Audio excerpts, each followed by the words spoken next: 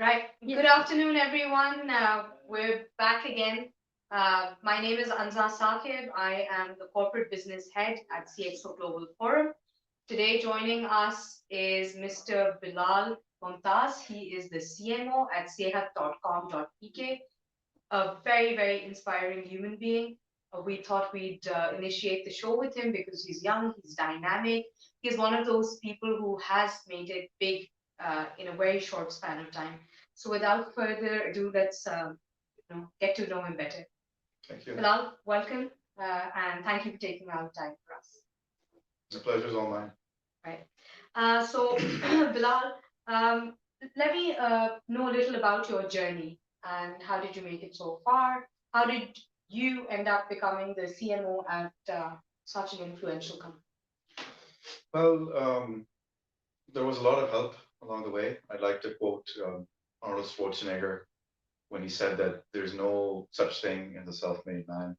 Even if you talk about him, right, he might have come from Austria, from like the mountains, and he started off as a bodybuilder, but through performing and through hard work, he met the right people, and those people actually ended up introducing him to the right contacts, and then he finally got to star in Terminator, and then became the governor of California, and went on to do other great things. So in my case, a lot of the work of Sehat being in the right industry was largely due to the efforts of my father and my grandfather, who had been working in a healthcare conglomerate called the Fazaldin Group, which has actually been in existence since 1948.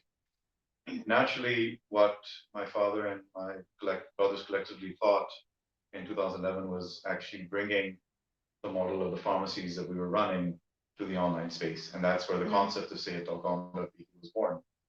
After 2 years of intensive research and development, paid by my brothers, when I graduated in 2013, I was faced with a challenge of coming back and launching the product and bringing it to the online space and marketing it. And it's been a good 6 years.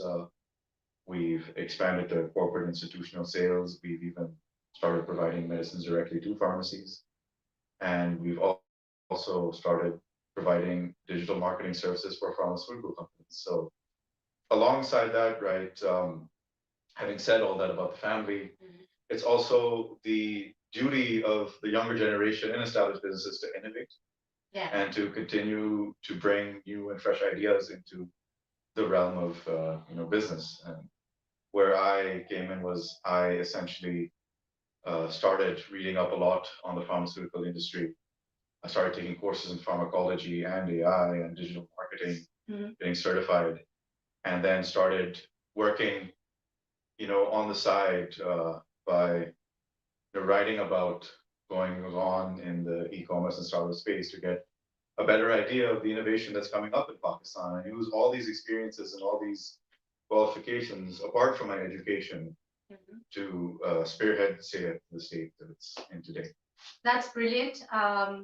You mentioned something about pharmacology and AI and e-commerce and linking the three up because I remember that growing up in Pakistan, a lot of times there's barely any access to medicine. There's barely any pharmacies. Even like when we've grown in a privileged, big city kind of culture, and we're used to having huge pharmacy setups and chains with them. But what about the smaller villages and how can e-commerce play a role in really having medicines such as basic antibiotics or even like pain medication to the remotest villages of, let's say, southern Punjab or interior of Sindh and Balochistan? So you'll be delighted to know that we actually deliver to such areas in Pakistan.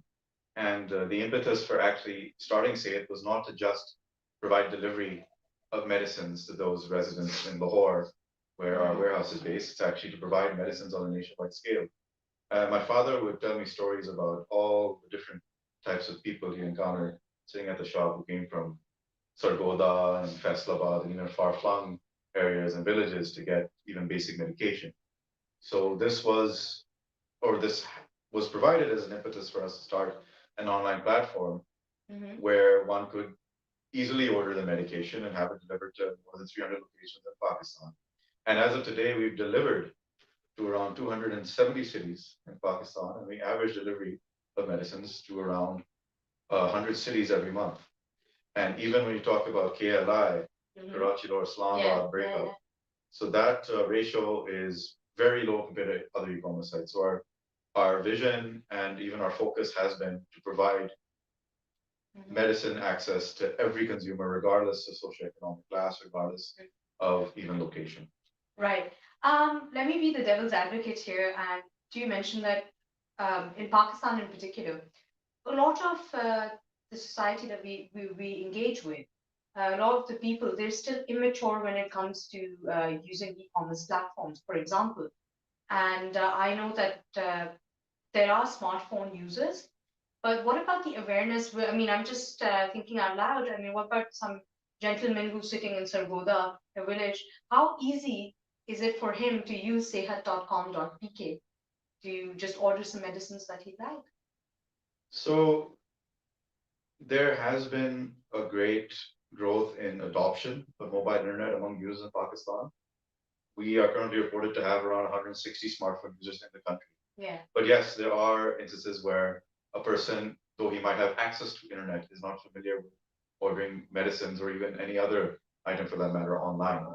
And that's where we have a call center that comes in handy, where the agent is able to speak to him in his native tongue and Well, that's converse with him. amazing. So in his native tongue, so if somebody calls and he's speaking Punjabi, then they'd be Yeah.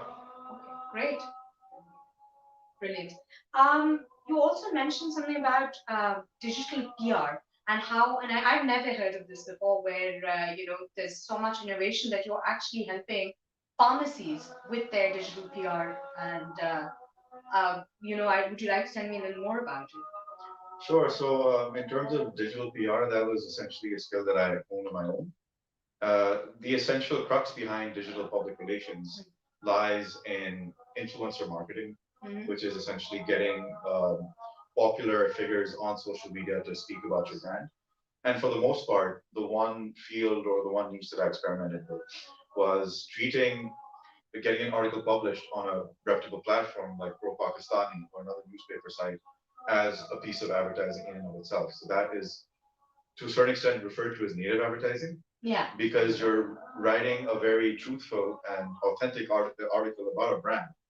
But the way it's written and the way it's promoted will likewise and coincidentally coax the customer into buying from you. Absolutely. I was reading one of these news surveys. There has been a lot of research that when we were younger, like let's say 20 years ago, the kind of commercials, the kind of ads we'd be targeted, we'd see in a usual day would be about 1,500.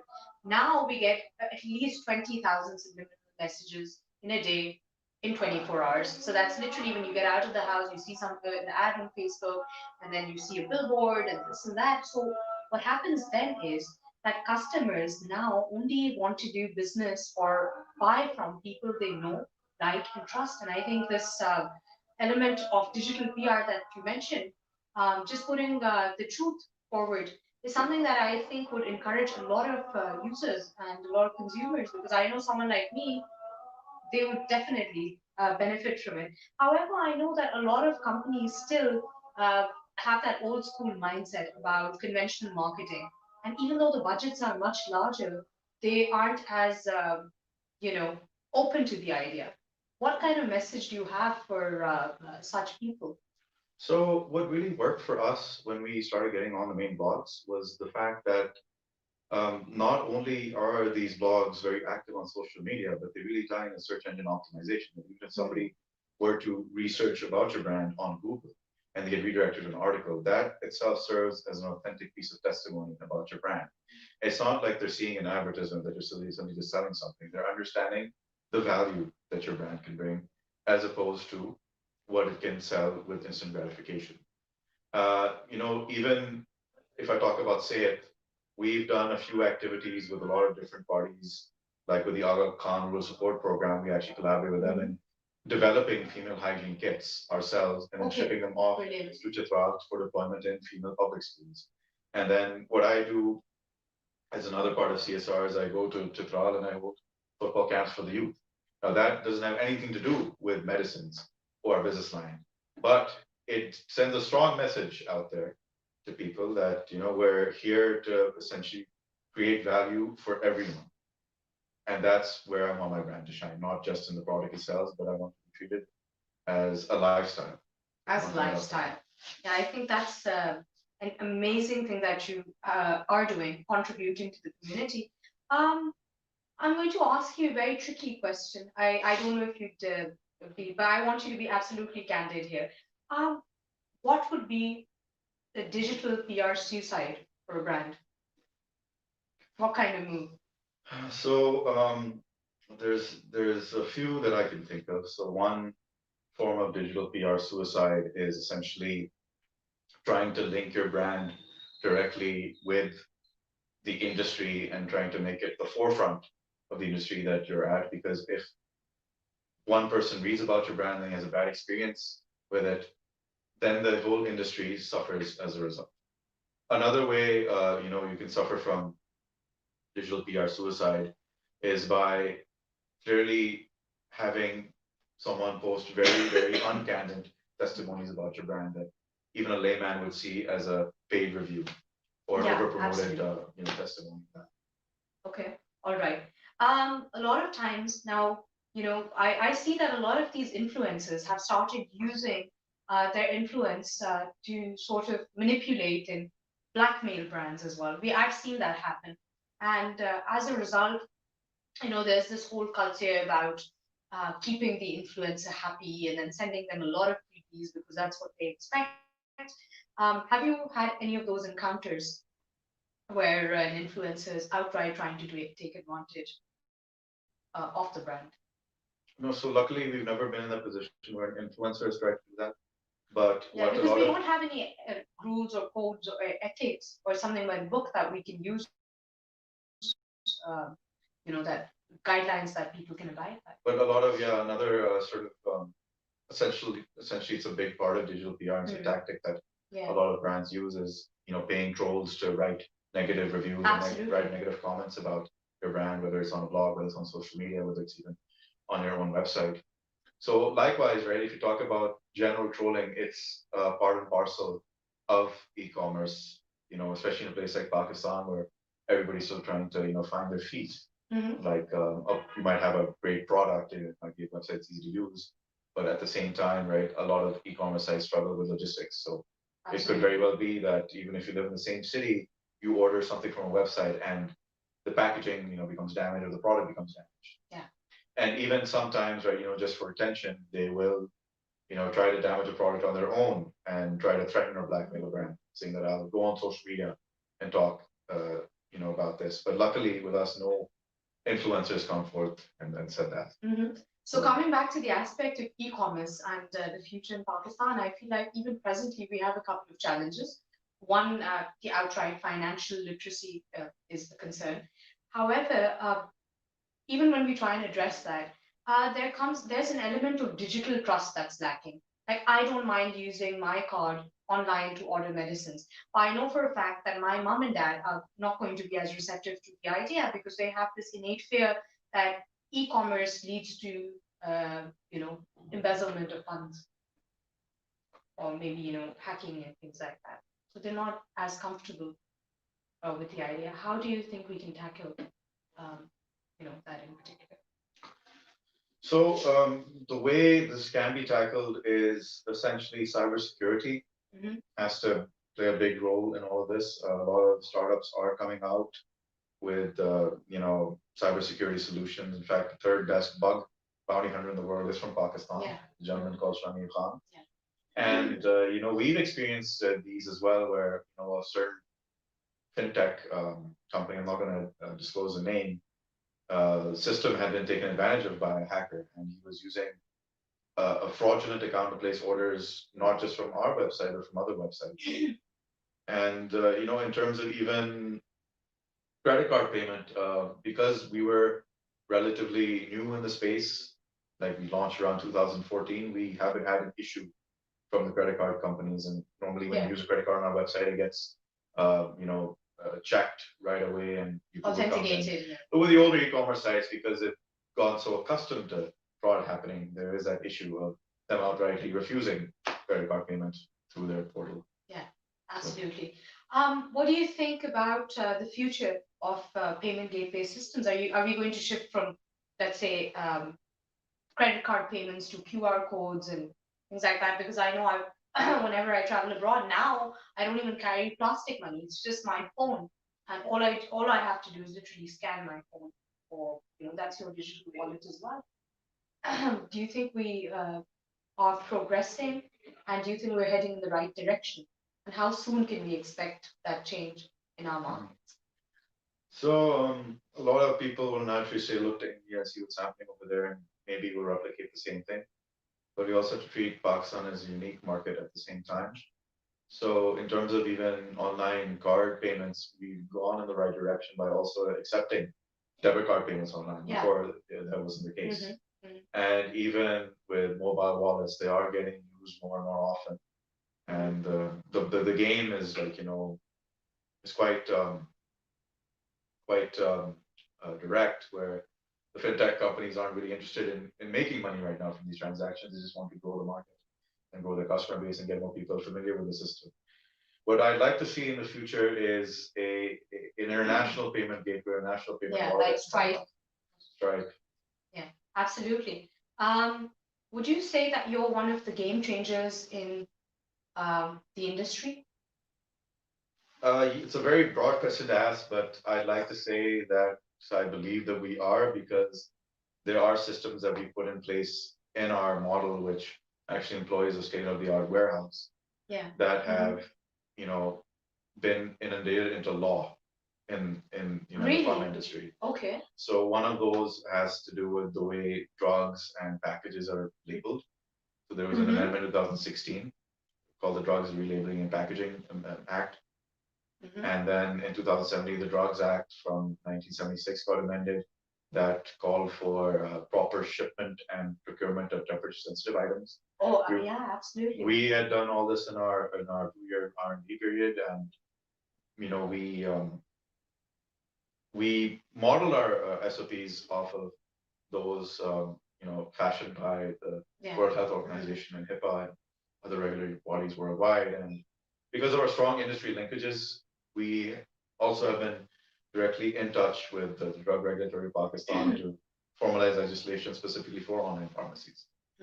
So there's a lot of good linkages that we have with our own industry, even with academia, and of course the startup ecosystem.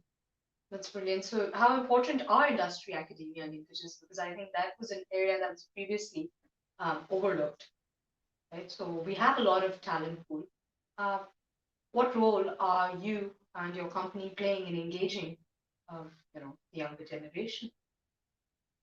So we definitely have essentially created a specific role for pharmacists within our organization, because the way they work in a regular pharmacy is much different to the way they work in an organization like Sayed, whereas they are constantly doing research as well as counseling patients, as well as maintaining ledgers for different sort of drugs. Yeah. So it really speaks to the creative minds. It allows them to even pitch their own ideas for the company, and even sort of gives them a position where they can even notify us of any new trends globally or in the market that we can adopt. That's brilliant. And I think that is so important, because I know so many people that I've come across who've done their D Pharma, and they're working in completely different sectors because they keep saying that there aren't enough opportunities for them. So they feel like they wasted those 4 or 5 years of their life. However, coming back to a very pertaining situation, we're living in a post-pandemic, era right now, and things look very hazy. It is often said that such times really help one take a back seat and reevaluate, not just evaluate, but reevaluate the situation. What is it that the pandemic taught you about your business?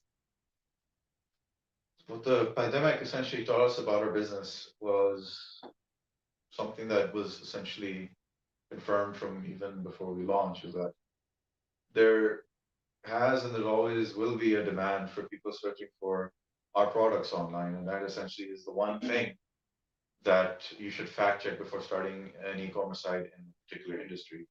So we found that search volumes for medicines, especially the ones that were declared as treatments for coronavirus, went up.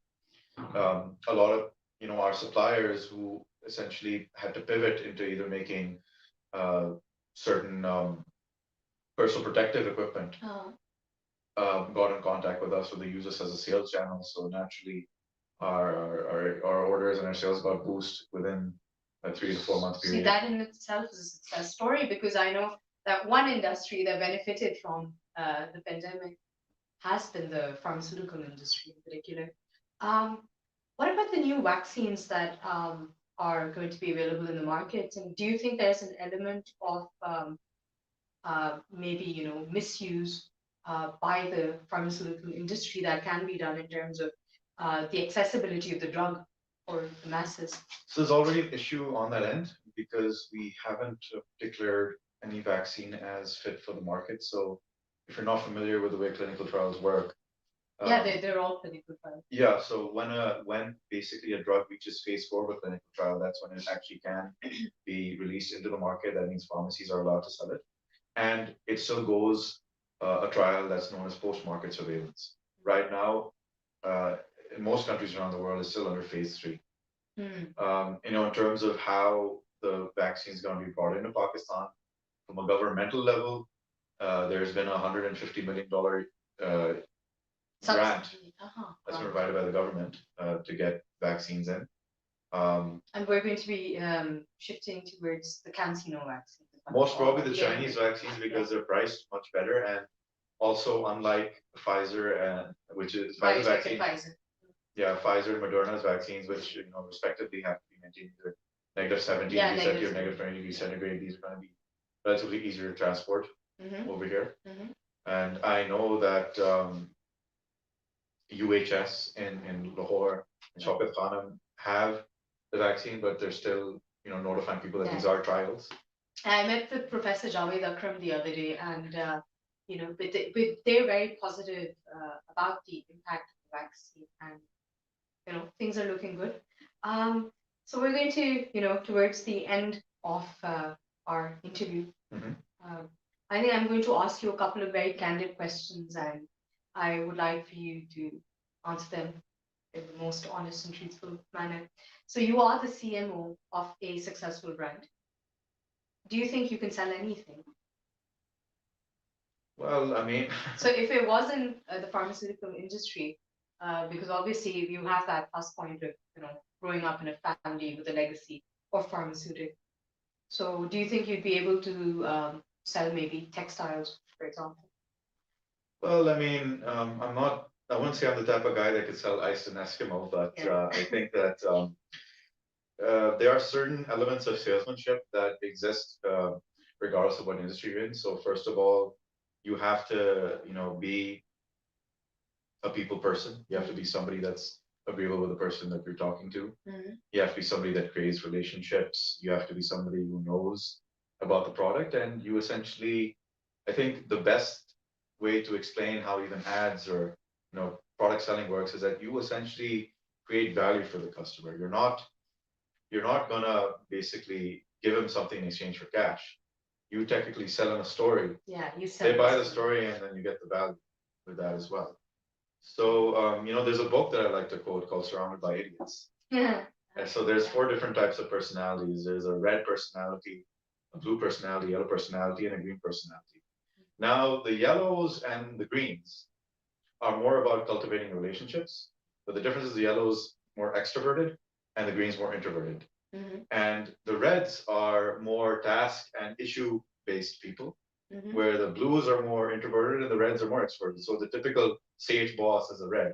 Okay. I've actually recently discovered something about myself that I turned out to be a green. And what they say about greens is greens actually can work with anyone. They can work with yellows, they can work with blues, they can work with reds. That is a very interesting concept.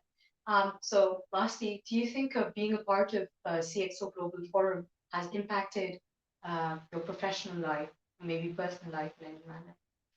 I definitely think that it has because it's given me access to, a whole bunch of networking, Mm-hmm. especially now that we're in a stage where we can't really go out to events and network.